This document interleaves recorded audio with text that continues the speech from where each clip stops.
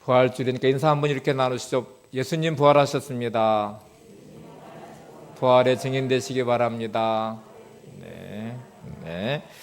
오늘 설교의 중심 주제는 만남이라는 주제로 함께 좀 살펴보려고 합니다. 교회 다니는 한 가정이 있었는데 집사님 가정이에요. 이제 이 앵무새 한 마리를 이제 사서 거실에 있는 세 장에 딱 넣어놨더니 이 앵무새가 하는 첫 마디가 키스해 주세요라는 말이었어요. 이미 말을 배워가지고 온 거죠.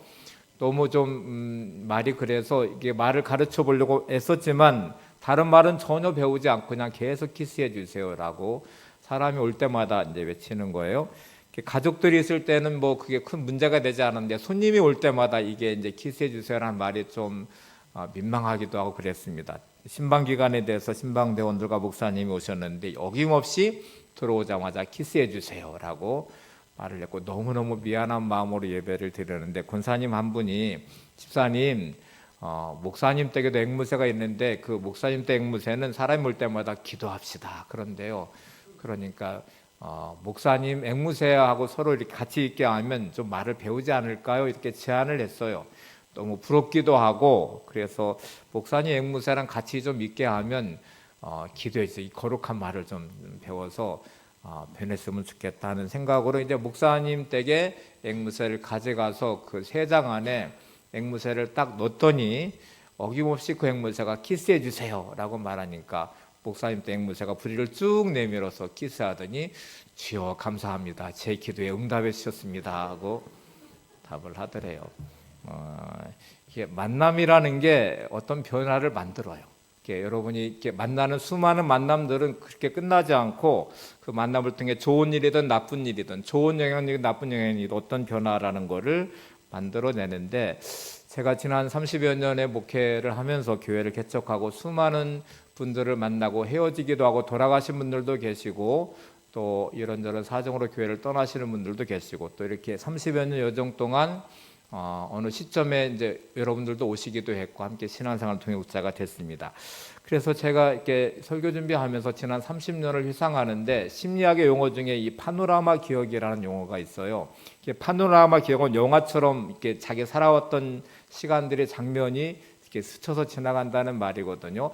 되게 학자들이 이렇게 심리학자들이 언제 이 사람들이 파노라마 기억을 할까 하고 이렇게 살펴봤더니 불의의 사고를 당해서 죽을 고비, 죽음에 딱 직면하는 순간에 인생의 그 끝자락에 서면 되게 사람들은 파노라마 기억이라는 걸 하게 되더래요. 그래서 마치 필름이 돌아가듯이 자기 인생의 어릴 때부터 살아왔던 중요한 장면들이 회상이 되면서 이렇게 짧은 시간 안에 그 많은 것들이 스쳐 지나가게 된다고 그래요. 그래서 이제 죽음의 고비를 딱 넘기고 이렇게 상담을 해보면 그 짧은 순간에 인생 전체에 대한 어떤 장면들이 다 스쳐 지나가게 되더라. 심지어 어떤 분들은 자기가 죽어 있고 가족들이 장례를 하는 그 장면들도 그 영화처럼 이렇게 딱 보인대요. 보이고 어린 시절의 기억들 전혀 생각하지 못했던 기억의 장면들도 보여진다고 그래요. 제가 죽을 고비를 넘겨서도 아니고요.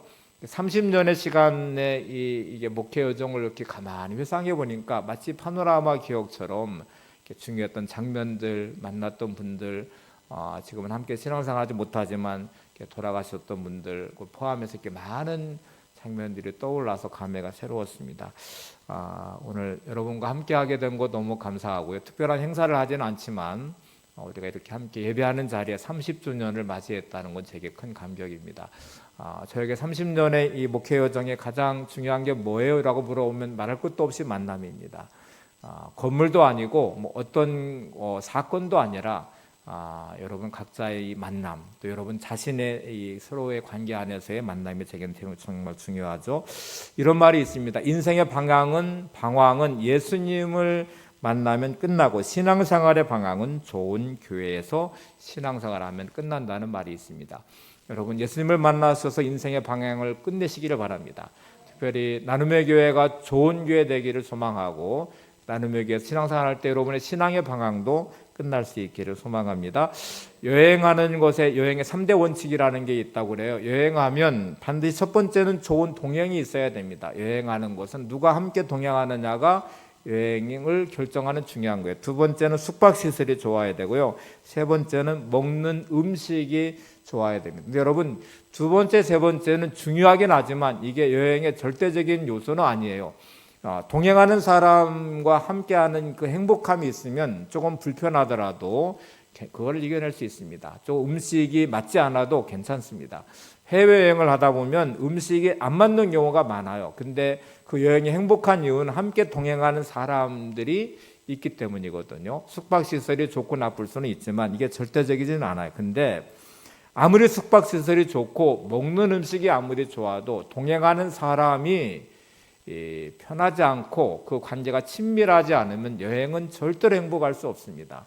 그래서 여행할 때에는 동행이 제일 중요한데, 마이클 그린이라는 분이 신앙생활을 여행이란 단어로 표현했습니다. 표현한 이유가 있어요. 여행이 되는 이유는 신앙생활은 믿음으로의 여행이다. 신앙생활은 세상과 같이 어떤 것을 보고서 또 뭐 이렇게 즐기는 게 아니라 믿음을 통한, 믿음을 가지고 믿음으로의 여행을 하면서 하나님과 함께 동행하고 또 믿음의 동역자들과 함께 동행하면서 이 믿음 안에서 많은 일들이 일어나게 되잖아요. 그리고 그 안에서 행복하기도 하고 때로는 가슴 아픔도 있고 그런 것인데, 지난 30여 년 동안 여러분과 함께 동행하게 된 것을 기쁘게 생각하고 특별히 믿음으로의 여행 안에서 여러분들과 함께하게 된 것을 무한한 영광으로 기쁨으로 생각합니다. 옆에 분 한번 인사. 당신과 함께하며 제게는 기쁨입니다. 네. 네. 함께 신앙생활 하게 돼서 너무너무 행복했습니다. 별로 말하고 싶지 않아요. 네. 만남이라는 게 이제 뭔가를 만들어낸다겠잖아요. 잘못된 만남은 고통을 만들고요, 또 아픔을 만들고 상처를 만들어요. 잘못된 만남은 참 인생을 불행하게 만듭니다. 그러면 좋은 만남도 세 가지를 만들어내는데, 좋은 만남은 신뢰를 만들어요. 그리고 기대감을 주게 하고요, 또 친밀감을 갖게 해요. 이건 노력한다고 되는 게 아니고요, 좋은 만남의 관계 안에서 서로를 신뢰하게 됩니다. 여러분 인생 여정에, 특별히 신앙생활의 믿음의 여행에 주님과의 친밀함, 신뢰의 관계가 형성되기를 바랍니다. 우리가 믿음이란 단어로 표현하잖아요. 주님을 신뢰하게 되면 내 모든 삶에 외롭지 않고 힘들지 않고 주님을 의지하면서 이 인생 여정, 신앙생활이 행복할 수 있습니다. 기대감도 거기에 들어가게 돼요. 함께하는 삶의 미래를 기대하게 되고, 함께하면서 내게 인생에 펼쳐질 나의 삶을 기대하게 돼요. 여러분이 동행하는 신앙 여정도 함께하기 때문에 우리 나눔의 길을 통해서 꿈을 꿀 수 있고 기대하는 마음도 가지셔야 되고, 특별히 주님과 함께 하시면 여러분 인생의 미래를 꿈꾸시고 기대감이 충만해지시기도 바랍니다. 세 번째가 친밀감이에요. 친밀함은 그 안에 사랑이 깃들게 되고, 그 친밀감 안에 얼마나 행복함이 있겠어요. 주님과 함께하는 이 친밀한 신앙생활이 인생 여정도 행복해지시기를 바랍니다. 자, 오늘은 예수님의 사망을 이기시고 부활하신 부활주일인데, 이 부활하신 예수님을 만나는 사람들의 몇 종류의 사람을 우리가 볼 거예요. 마태복음 27장에 보시면 예수님과 만나는 이 만남이 불행함으로 끝나는 사람들이 있어요. 대제사장과 바리새인들, 서기관들, 이 사람 기득권층에 있는 사람들인데, 이들은 예수님의 만남이 불편했습니다. 예수님이 인기를 얻고 많은 사람이 따르고 그들의 권위에 도전하게 되니까 예수님이 존재하는 것 자체가 자신들의 위협이 되어서 예수님을 죽이기로 작정을 했고, 그 다음에 그들이 함께 모여서 재판을 하기 시작했고, 그리고 빌라도 법정까지 세워서 십자가에 처형되는 데까지 예수님을 내몰았어요. 예수님과의 만남이 불편하죠. 이들에게는 불편하고 제거의 대상이 됐고, 생명의 주가 아니라 자신들의 권위에, 자신들의 삶의 자리를 도전하는 위협의 존재로 느껴서 로마의 법을 빌려서 십자가형을 시켰어요. 그런데 이들에게 불안함이 하나 있어요. 뭐가 불안했냐면, 예수님이 살아계실 때 3일 만에 부활하신다고 말씀하셨거든요. 그게 정말 부활하는 것도 두렵고, 따르는 이 무리들이 만약에 예수님이 부활하면 이 부활 때문에 얼마나 많은 사람들이 막 흥분하고 예수님을 따라서 어떤 일들이 벌어질지 모를 것 같아요. 그래서 이 부활을 막기도 해야 되겠고, 혹시 제자들이 예수님의 시체를 훔쳐놓고서 예수님 부활하셨다 이렇게 또 말하는 것도 좀 문제예요. 그래서 빌라도 총독에게 병사들을 좀 보내서 이 무덤을 철저하게 지켜야 됩니다. 그런 일이 일어나면 안 됩니다. 이렇게 말했더니 빌라도 총독이, 야, 너희들한테도 경비병이 있으니까 그 경비병들에게 힘써 지키게 해라, 이렇게 말을 합니다. 마태복음 27장 65절 66절을 보겠습니다.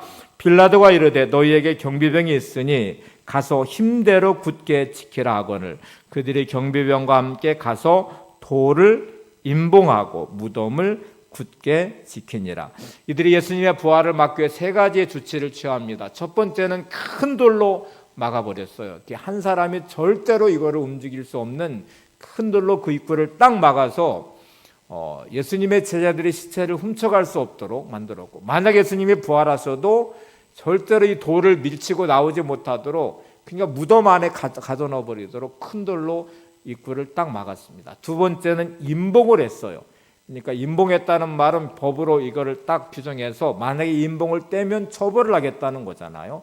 예수님을 십자가에 처형시킨 것처럼 임봉을 떼면 법을 어긴 사람으로 처형시킬 수 있는 그 법적 장치도 일단 마련해. 세 번째는 경비병을 통해서 지키도록 했습니다. 힘으로, 권력으로, 권세로 이거를 막아보겠다는 것이죠. 근데 이 세 가지 방식은 우리 믿는 그리스도인의 삶에도 똑같이 작동합니다.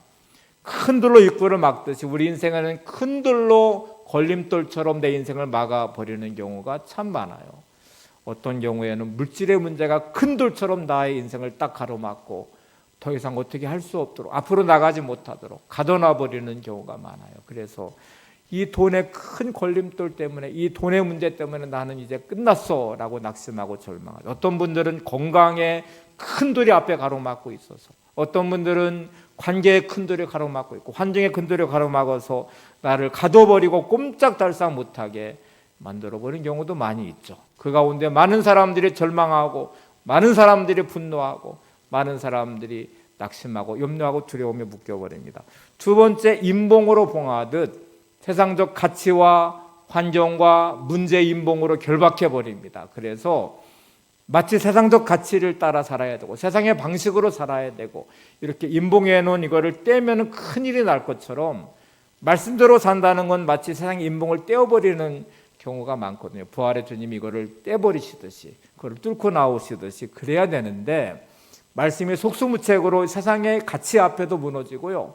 세상의 환경 앞에도 무너지고 자신의 생각과 경험으로도 무너져 버려요. 이게 결박해 버려요. 그래서 주의를 지키는 문제도 내가 바쁜 일이 생기고 내게 중요한 일이 생기면 마치 이 임봉이 나를 가둬버리듯 그게 거룩한 주님의 나를 지키는 예배자를 가로막아 버리죠. 또 11조를 드리려고 할 때도 물질의 문제가 되게 딱 닥쳐버리면 계산되는 것이 임봉처럼 나를 봉해버려요. 그래서 더 이상 순종하지 못하게 만들어요. 말씀 앞에서도 수많은 세상의 임봉이 나를 봉해버려서 말씀대로 살지 못하도록 가로막아 버리죠. 경비병이 지키던 세상의 권세와 힘 앞에서 우리는 속수무책으로 당할 때가 많습니다. 세상의 힘, 물질의 힘과 권력의 힘 앞에서 때로는 여러 환경과 문제의 힘 앞에서 우리는 속수무책으로 그렇게 묶여버리는 경우도 많아요. 그런데 여러분, 세상 권세보다 더 크신 하나님의 권세가 있음을 기억하시기 바랍니다. 아무리 큰 돌로 막아놓고 임봉으로 봉해놓고 경비병이 지켜도 예수님은 이 모든 거를 다 뚫고 나오셔서 부활하신 부활의 주님이 우리 가운데 서시잖아요. 자, 그러면 한번 생각해 보세요. 내게 있는 큰 돌은 뭐며 임봉은 뭐며 경비병은 뭘까? 때로는 물질의 문제든 건강의 문제든 자녀의 문제든 가정의 문제든 환경의 문제든 이것이 어마어마하게 내 인생을 가둬버리는 큰 돌도 되고 임봉도 되고 경비병처럼 그 힘 앞에 눌려있는 내 자신이 초라하게 될지 모르지만 여러분, 부활의 주님이 이거를 모든 것을 뚫고 나오셨을 때 그 모든 것들은 부활의 증거가 됐어요. 굴러진 돌이, 떼어진 임봉이, 혼미백산에 도망한 그 병사들이, 경비병들이 부활의 증인이 되고 있어요. 우리 믿음의 사람들은 그 어떤 것이 막고 있든지 부활의 주님을 만나면서 그 믿음 안에 내가 설 때에는 사도 바울이 외친 것 같이 모든 것이 합력하여 선을 이루게 될 것입니다. 내게는 물질의 문제도 건강의 문제도 자녀의 문제도 가정의 문제도 환경의 문제도 부활의 주님과 함께 믿음에 내가 굳게 서면 나를 가로막고 있는 돌은 굴러질 것이고 임봉은 떼어질 것이고 경비병들은 혼비백산에서 도망가듯이 여러분의 삶에 하나님의 능력으로 임하게 되는 하나님의 기적을 보게 될 것입니다. 믿음은 주저앉는 게 아니고 뚫고 나가는 거예요. 히브리서 10장 38절을 한번 보세요. 나의 의인은 믿음으로 말미암아 살리라. 또한 뒤로 물러가면 내 마음이 그를 기뻐하지 아니하리라 하셨느니라. 우리는 뭐로 살아야 돼요? 믿음으로 살아야 돼요. 부활의 주님을 만나고 그 믿음 안에서 내가 굳게 서서 뒤로 물러가지 않고 낙심하지 않고 절망하지 않고 믿음으로 뚫고 나가는 승리자의 삶이 되시기를 바랍니다. 오늘 본문이 요한복음 말씀이었잖아요. 부활하신 예수님이 사망 권세 이기시고 부활하셨는데 부활한 주님을 만나지 못한 제자들은 두려움에 떨고 있어요. 그리고 문을 꼭꼭 걸어 잠그고 그들은 위축된 상태로 있습니다. 요한복음 20장 19절을 보세요. 이날 곧 안식 후 첫날 저녁 때에 제자들이 유대인들을 두려워하여 모인 곳에 문을 닫았더니, 예수님은 부활하셔서 땅과 하늘의 권세를 가지시고 하늘과 땅을 진동시키셨고 이 사망 권세를 이기셨는데 제자들은 여전히 유대인들을 두려워하고 있고 문을 꼭꼭 걸어 잠그고 그 안에 움츠러들고 있어요. 이게 우리의 모습이기도 해요. 예수님 부활하셨잖아요. 부활의 주님이 우리와 함께 하시는데 우리는 알지도 못하고 보지도 못하고 여전히 우리는 삶에 묶여서 신음하고 있고 세상을 두려워하고 있고 여러 가지 문제 때문에 괴로워하고 있고 절망하고 있고 염려하고 있는 우리들의 모습은 갇혀버렸어요. 문을 꾹꾹 걸어 잠그고 그 안에 숨어서 두려움에 떨고 있는 모습, 염려로 낙심하는 모습이 우리 가운데 많잖아요. 근데 여러분, 오늘 이 부활의 주님, 부활주일에 부활의 주님 여러분을 만나줄 수 있기를 바랍니다. 찾아오시는 주님을 만나자 그들에게는 변화라는 것이 일어났어요. 어떤 변화가 생겼을까요?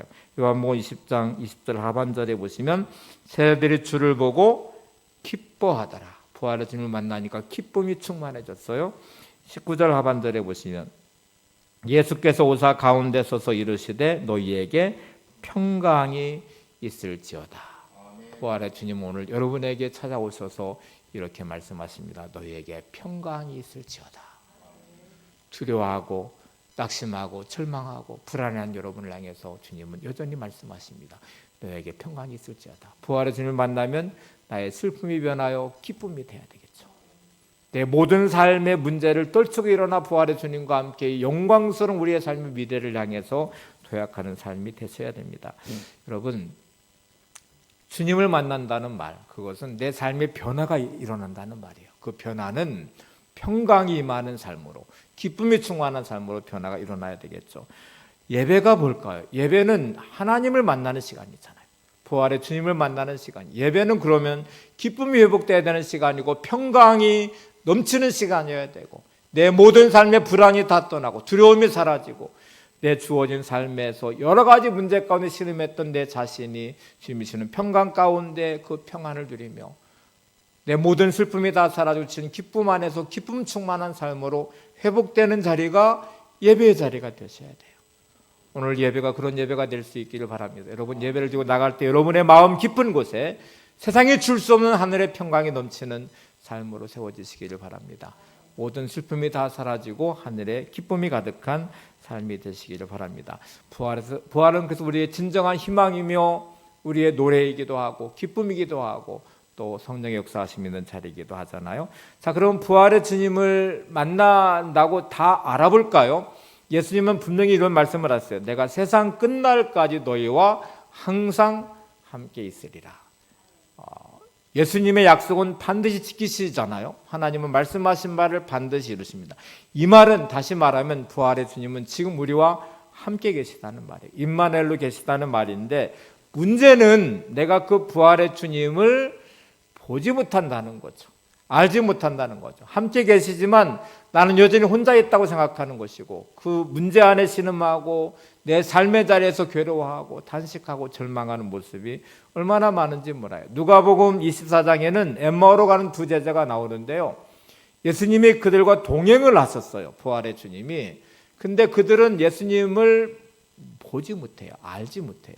함께 동행하는데 예수님인 줄 알지 못했대요. 누가복음 24장 15절 16절을 보세요. 그들이 서로 이야기하며 문의할 때 예수께서 가까이 이르러 그들과 동행하시나 그들의 눈이 가리워져서 그인 줄 알아보지 못하거늘. 부활의 능력을 체험하지 못한 엠마오로 가는 두 제자. 주님이 함께 그곳에 계시지만 그들의 눈이 가리워져서 알아보지 못한대요. 여러분 지금 혹시 내가 욕심과 탐욕에 눈 멀어서 내 곁에 계신 주님을 알아보지 못하고 있을까? 세상적 가치에 물들고 이기적인 내 마음 때문에, 부정적 감정 때문에, 내 삶의 가치 때문에 나는 지금 내 옆에 계신, 내 안에 계신 주님을 알아보지 못하고 내가 살고 있는 것은 아닐까? 여러분은 부활의 주님을 만나셨습니까? 주어진 삶에 아무리 힘들고 어려워도 주님 오늘 나와 함께 하시면서 내가 너와 함께 있어, 걱정하지 마, 염려하지 마, 이렇게 말씀하시는 주님의 위로의 음성을 들으며 오늘도 나와 동행하신 하나님의 은혜 안에서 내가 외롭지 않고 힘들지 않고 믿음으로 살아가는 자리가 돼야 되겠죠. 그러면 이 엠마오로 간 두 제자는 언제 예수님을 알아봤을까요? 누가복음 24장 32절을 보세요.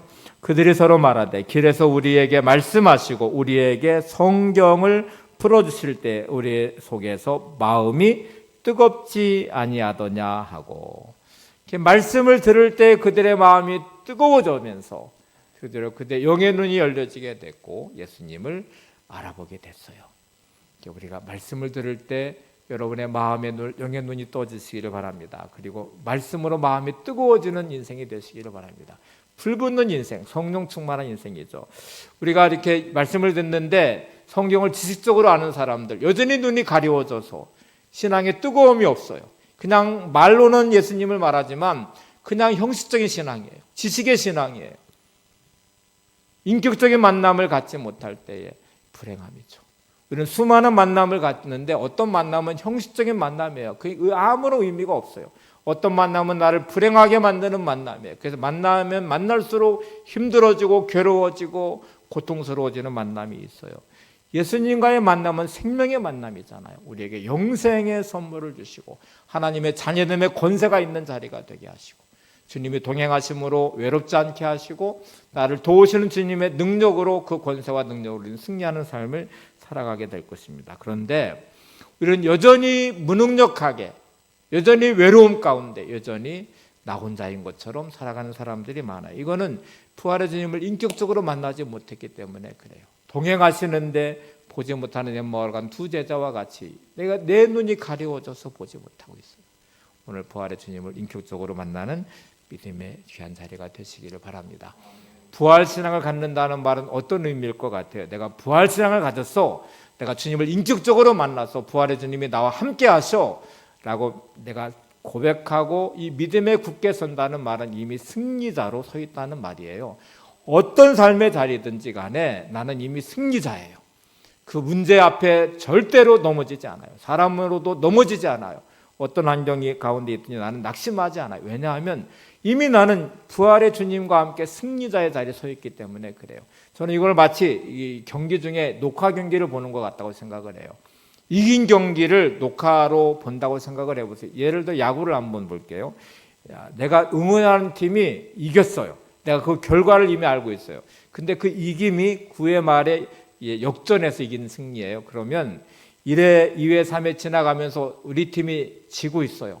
홈런도 맞고 안타도 맞고 막 그래서 4대0, 5대0, 6대0으로 막 지고 있어도 이 사람이 불안할까요? 평안할까요?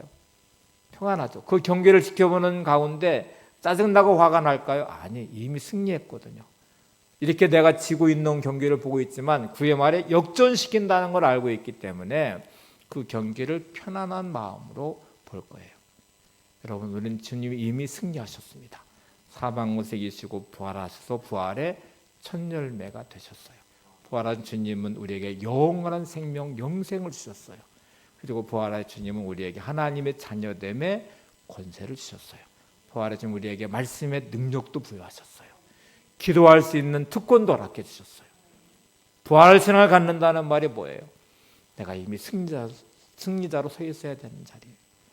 아무리 힘들고 어려워도 여러분, 나는 이미 승리자야. 주님이 나와 함께 하시니까. 아무리 지륵같이 어두운 밤의 상황처럼 내가 희망이 보이지 않는 삶의 자리도 아침이 되면 광명한 태양이 떠오른다는 걸 알듯이 부활의 주님이 나와 함께 하시기 때문에 그 능력으로 반드시 승리할 것을 확신하시고 믿음으로 선포하셔야 됩니다. 그래서 부활의 주님이 저희들을 만날 때 너에게 평강이 있을지어다. 이렇게 말씀하시고 평강을 허락해 주시잖아요. 자, 그러면 부활의 주님을 만나지 못할 때에 우리는 이렇게 묶여버려요.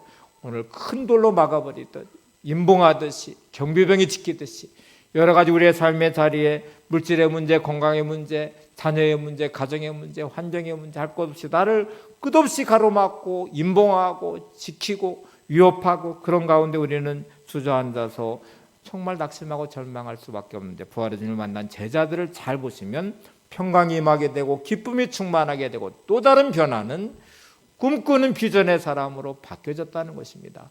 더 이상 세상을 두려워하지 않아요. 히브리서 11장은 이들을 향하여 세상에 감당하지 못할 사람이라고 표현했어요. 세상에 감당하지 못할 거룩한 부활의 증인들, 문을 박차고 나가서 부활의 주님을 찬양하고 경배하고 증거하고 세상에 감당하지 못할 능력으로 세상을 이기는 사람들이 됐습니다. 그래서 우리에게도 오늘 이 회복이 있으셔야 돼요. 무너진 내 삶의 자리에 떨치고 일어나는 믿음의 담대함으로 많은 사람이 절망하는 그 가운데 하나님이 주시는 평강의 능력으로 모든 사람이 무능하게 묶여버린 삶의 자리에서 부활의 주님을 통해서 꿈꾸는 꿈의 사람으로 비전의 사람으로 내 자신을 세워가야 되겠죠. 어떤 사람이 꿈과 비전을 설명하면서 이렇게 말을 했어요. 참 좋은 말입니다. 한번 화면을 보세요. 오직 내가 도달하는 높이까지만 나는 성장할 수 있다. 오직 내가 추구하는 거리까지만 나는 갈 수 있다. 오직 내가 살펴볼 수 있는 깊이까지만 나는 볼 수 있다. 오직 내가 꿈을 꾸는 정도까지만 나는 될 수 있다. 나라는 존재는 도달하는 높이까지만 성장할 수 있고요. 추구하는 거기까지만 갈 수 있고 내가 살펴볼 수 있는 깊이까지만 볼 수 있고 그리고 내가 꿈꾸는 정도까지만 될 수 있다고 말합니다. 내 자신은 연약하고 무능하고 죽음의 권세에도 묶여있고 죄의 권세에도 묶여있고 세상의 여러 가지 힘 앞에 우리는 묶여있는 내 삶의 자리지만 사망을 이기시고 부활하신 예수님이 나와 함께 하시는 순간에 주님의 능력이 나의 능력이 될 것입니다. 주님의 비전이 나의 비전이 돼야 되고요. 주님이 함께 하시고 동행하시는 그 인생은 절대로 외롭지 않아야 돼요. 나를 붙잡아 주시고 일으켜 주시고 내게 힘 주시고 능력 주시는 주님. 그래서 주님의 보는 그것을 나도 보게 하시고 주님이 가시는 그 길을 나도 가게 하시고 주님이 꿈꾸시는 그 하나님 나라를 나도 꿈꾸게 하시고 그 은혜는 내가 거하기를 원합니다. 오늘 이 주님의 능력과 은혜가 여러분들과 함께 하시기를 바랍니다. 제가 마지막으로 희망의 속삭임이라는 시를 소개해 드릴 건데요. 한번 잘 보세요. 희망의 속삭임 같이 한번 고백해 보시죠. 내 손에 펜이 한 자루 있다면 그것은 희망입니다. 그 펜으로 글을 쓸 수 있고 그림을 그릴 수 있고 편지도 쓸 수 있으니까요. 내 입에 따뜻한 말 한마디 담겨 있다면 그것은 희망입니다. 그 말로 남을 위로할 수 있고 격려할 수 있고 기쁘게 할 수 있으니까요. 내 발에 신발 한 켤레가 신겨져 있다면 그것은 희망입니다. 그 발로 집으로 갈 수 있고 일터로 갈 수 있고 여행도 떠날 수 있으니까요. 눈에 눈물이 흐르고 있다면 그것은 희망입니다. 그 눈물로 가난과 슬픔으로 지친 이들의 아픔을 씻어낼 수 있으니까요. 내 귀에 작은 소리 들려온다면 그것은 희망입니다. 나에게 꼭 필요한 말과 아름다운 음악과 자연의 속삭임을 들을 수 있으니까요. 내 코가 향기를 맡는다면 그것은 희망입니다. 은은한 꽃향기와 군침 도는 음식 냄새와 살아가는 이의 채취를 느낄 수 있으니까요. 내 곁에 좋은 친구 한 사람이 있다면 그것은 희망입니다. 그 친구에게 내 마음 털어놓을 수 있고 지칠 때 기댈 수 있고 따뜻한 위로도 받을 수 있으니까요. 내 가슴에 사랑 하나 있다면 그것은 희망입니다. 사랑 그 자체만으로도 우리 모두에게 희망의 메시지를 남겨주니까요. 여기서 희망이라고 말하는 희망의 속삭임을 내용을 한번 보세요. 우리는 내 인생을 향해 나는 희망 없어 라고 말할 때 왜 희망이 없어요? 라고 말하면 어떤 분들은 나는 돈이 없잖아, 나는 몸이 병들었잖아, 내 삶은 이렇게 힘들고 어렵잖아, 내게 이런 문제가 있잖아 하고 말하는데 여러분 희망은 그렇게 시작되는 게 아니에요. 우리 부활의 주님이 여러분에게 희망이 될 수 있기를 바랍니다. 하나님 내 손에 펜 하나 들려있는 것이 희망임을 고백하게 해주세요. 이 편지를 통해서 누군가에게 위로할 수 있고 내 마음을 전할 수 있으니까요. 내 입에 따뜻한 말 한마디 담겨 있으면 그것도 희망임을 알게 해주세요. 누군가를 말로 위로할 수 있고 격려할 수 있잖아요. 내 발에 신발 한 켤레가 신겨져 있다면 그것도 희망임을 알게 해주세요. 그 신발로 어디든지 갈 수 있잖아요. 누군가에게도 갈 수 있잖아요. 특별히 오늘 예배자의 자리에 오신 여러분들, 여러분의 신발에 신겨진 신을 신고 오셨잖아요. 신발 한 켤레 신어져 있으면 오늘 이 거룩한 예배자의 자리에도 올 수 있잖아요. 눈에 눈물이 흐를 수 있다면 그 눈물로 누군가의 아픔을 씻어주고 누군가를 위로해 줄 수 있다면 그것도 희망이고요. 내 귀에 작은 소리 들을 수 있다면 위로의 말도 들을 수 있고 오늘 말씀도 들을 수 있고 또 사랑의 음악의 아름다운 음악도 들을 수 있고요. 내 코에 향기를 맡을 수 있다면 이 꽃향기, 은한 꽃향기를 맡을 수 있고 좋은 음식 냄새도 맡고 그것도 희망이잖아요. 마지막 부분을 보세요. 내게 좋은 친구 한 사람이 있다면 그것은 희망입니다. 그 친구에게 내 마음을 털어놓을 수 있고 지칠 때 기댈 수 있고 따뜻한 위로도 받을 수 있습니다. 여러분의 가장 좋은 친구는 예수님이십니다. 부활의 예수님 여러분에게 친구 되어주시기 위해서 여러분 곁에 오셨어요. 그리고 이렇게 말씀하십니다. 수고하고 무거운 짐자들아 다 내게로 오라 내가 너희를 쉬게 하리라. 지친 여러분에게 힘을 주시고 괜찮아 내가 있잖아 말씀해 주시고 우리의 손을 잡아 일으켜 주시고 그 모든 인생의 어둠을 뚫고 나가서 오늘도 희망을 노래할 수 있는 자리에 세워주신 나의 가장 좋은 친구 되어주신 예수님, 여러분이 누군가에게 좋은 친구가 되어주시기를 바랍니다. 예수님의 편지가 되셔서 그 사랑을 전했으면 좋겠어요. 내 가슴에 사랑 하나 있다면 그것은 희망입니다. 여러분 그리스도의 사랑이 여러분의 마음에 깃들고 누군가에게 희망을 노래할 수 있는 아름다운 사랑의 노래를 부르는 삶이 되시기를 바랍니다. 오늘 부활주일에 희망을 노래할 수 있는 사람, 부활의 주님을 통해서 이 희망을 말할 수 있는 사람, 그리고 내 삶의 자리에 떨쳐 일어나서 누군가에게 희망을 전하는 그리스도의 편지가 되는 인생이 되시기를 바랍니다. 부활의 증인되는 은혜가 있기를 바랍니다.